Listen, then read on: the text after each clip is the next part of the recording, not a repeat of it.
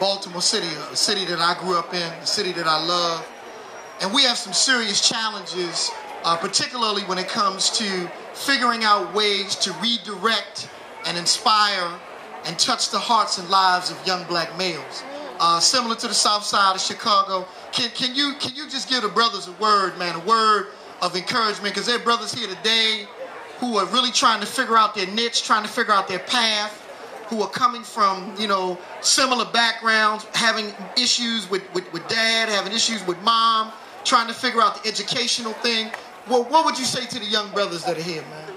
Well, I would say to the young brothers and young sisters, it's something important to do.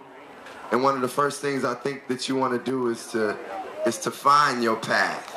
And when he said your path, that made me think about, because I go out and speak sometimes and I talk about finding your path.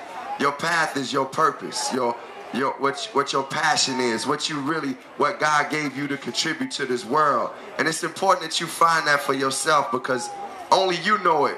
You know it more than anybody else knows it, because it's something that you wake up and think about. Not what you were told to do, or not what society is saying you're supposed to do, but it's what's in your heart and soul that's positive, that's fulfilling your spirit. I knew my path was hip-hop and writing, because when I did it, I just felt so natural doing it, and I loved to do it. And it felt like it was a voice that was allowing me to do many different things. So I encourage young men and women to find something that you love to do, because it becomes productive in your life. And when you got that goal, even when you come across crazy things that can distract you, you got to always remember that goal is there, that goal is there to achieve something great in your life. And I always had to keep my mind focused on that greatness is inside of me, because greatness is in each and every one of us, young men and women. Greatness is in you. Elders, greatness is in you. Young adults, greatness is in you. And we got to just realize that greatness is in us and keep our eyes on that prize. And that's basically what I try to do. And put God first more than anything. Put God first.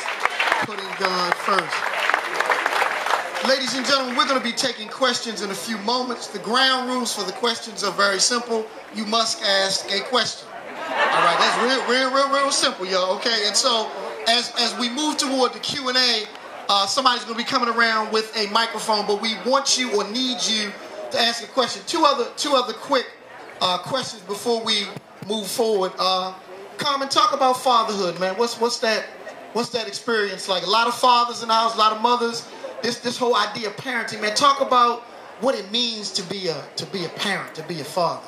Well, for me, I gotta say, fatherhood is something I'm still growing at, still learning, but I innately just obviously feel so much love towards my daughter, towards Amoye.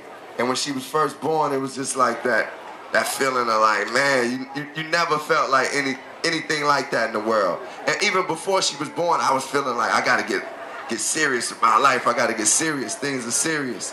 But I learned something through that process once she was born, that though I had to buckle down and become more responsible, and I had a life to live for now that I had to be responsible for, I also had to live my life and have fun too and enjoy life too. But one thing I can say about fatherhood is that I've taken time to learn and listen to my daughter and try to listen to what she has to say. And at the same token, I try to offer the love that I know she needs to have from a man first, so she'll know how to love a man eventually in her life.